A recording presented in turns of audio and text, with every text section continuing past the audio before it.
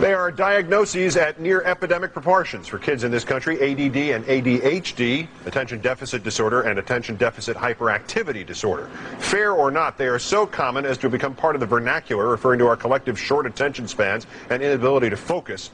Don't mind him, he's got ADD. According to a member of the American Academy of Pediatrics, when our nation's doctors encounter a patient with one of these disorders, they go right to one drug, methylphenidate. You may know it better as Ritalin. But there is a lesser-known treatment, one that may, in fact, be more effective with fewer side effects: cannabis. You may know that better as weed, reefer, Mary Jane, marijuana. Dr. Claudia Jensen is a clinical instructor at the University of Southern California and a practicing pediatrician who advocates the use of medicinal marijuana for the treatment of ADD and ADHD. Dr. Jensen, good evening. Hi, hello. How are you? This is something you feel strongly about. You even testified before Congress a few weeks ago on the use of medical marijuana. What led you to the conclusion that this is a viable treatment for this disorder? Well, that's what patients reported to me, so I listened to them. And I started paying attention and asking more questions when I did patient interviews. Seems to be rather consistent. They keep saying it over and over again.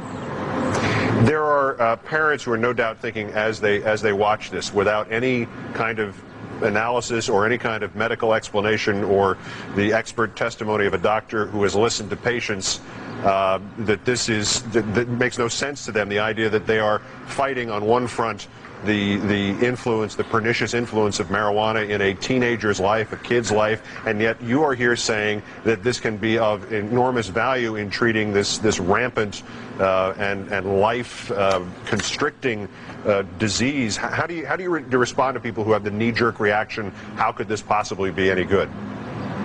Well, first of all, you're right. This is a potentially life-debilitating condition for a lot of children and adolescents. They become very angry. I think the answer to that question is that it needs to be evaluated by a physician before it's recommended to a child or an adolescent. And the truth is that one of the reasons that adolescents have an increasing use of cannabis and marijuana in this country is because they've been lied to.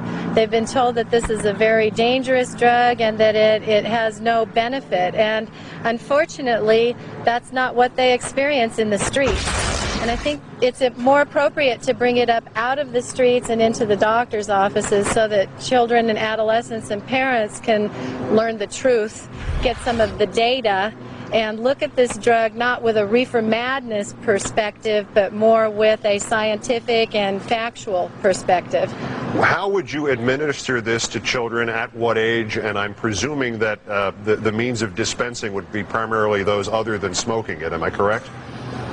That's what I primarily recommend, particularly with ADD and ADHD, because smoking marijuana has such a short duration.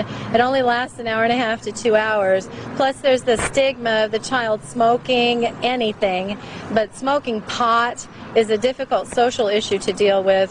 When they ingest cannabinoids or cannabis compounds, for example marijuana, it lasts a lot longer. They can get all the way through the day with a single cannabis cookie or a piece of toast with cannabis peanut butter in it in the morning before school.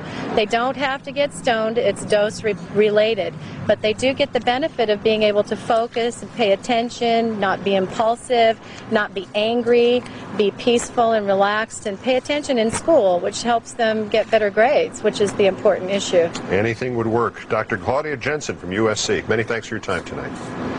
Thank you for your time. Certainly. Before